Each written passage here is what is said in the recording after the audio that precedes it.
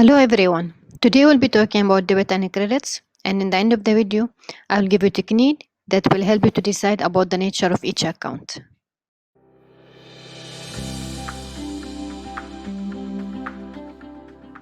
Before starting, let's go through some common concepts to build our neutral ground. Debit and credit are two faces of the same coin. Whenever there is debit, there is a credit. Debit and credit do not mean increase or decrease, add or subtract. And debit and credit do not mean good or bad. In order for money to show in one account, it should come from another.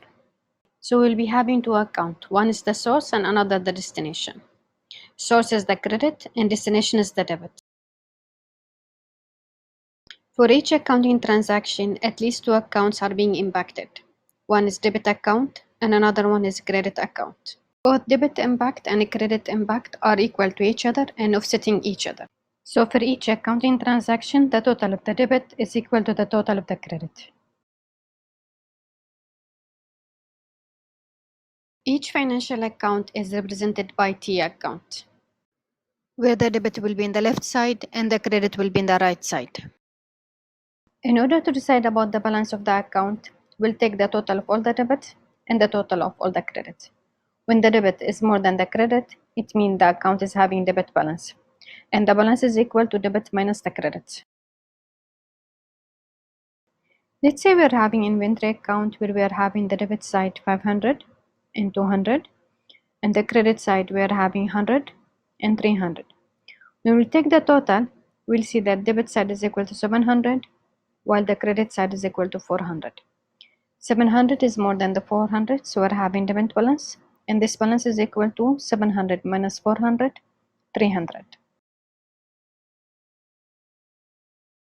Now, when the total of all the credit is more than the total of all the debit, the account will be having credit balance, and the balance is equal to credit minus the debit.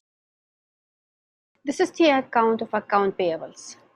In the credit side, we are having 900 and 400, while in the debit side, we are having 200 and 100.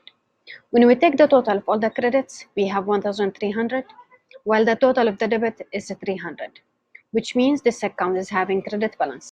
And this balance will be equal to 1,000, which is the total of the credit minus the total of the debit. The impact of the debit or credit on the account, it's based on the nature of that account. In order to understand it further, we'll be exploring different scenarios using the same examples we used earlier for inventory and account payables. In this example, our inventory account is having debit balance of 300, while our account payable is having credit balance of 1,000.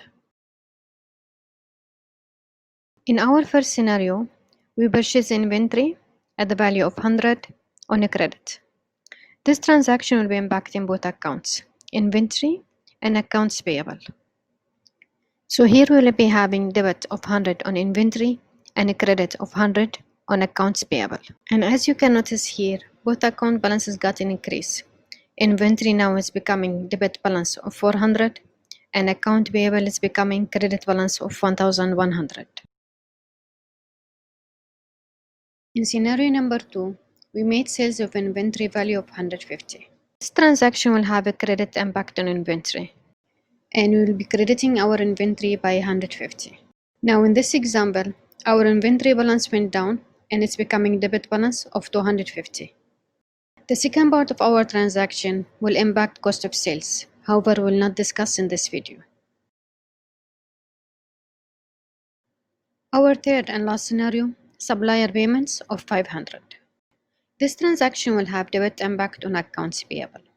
So here we debit our accounts payable by 500 and we can see that the balance went down to credit of 600. The other side of this transaction is the cash.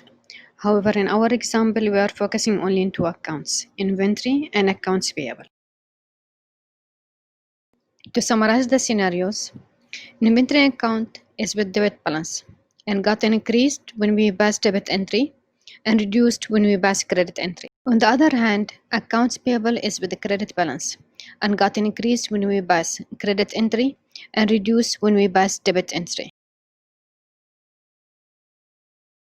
The general rule is when the account is having debit balance, debit entry will increase the balance and credit entry will decrease the balance. In the other hand, when the account is having credit balance, the credit entry will increase the balance and debit entry will decrease the balance. Now, how will we decide about the nature of the account we're looking at? We're having two groups of accounts, debit and credit. Debit accounts are including asset, which is the business resources, expense, which is the money paid by the business against goods or services, and dividend, which is the cash distributed to the shareholders. Credit accounts include liabilities, which is money owed to third party, equity, which is shareholder money, revenue, which is the money against sales or services provided by the business. Here we'll be talking about one technique to help us to remember each account belongs to which group. We know that we are having two groups and they are 3 by 3. And we will be holding to this information dearly. Dividend, expense, assets, revenue, liability, and equity. First three are the debits accounts and the last three are the credits accounts. And we are having our 3 by 3 groups. Hopefully this video was helpful in understanding the debit and credit, how you can decide about the nature of the account, and what is the impact of debit and credit on each account. If you like, please press thumb up and subscribe to the channel so you can receive similar videos.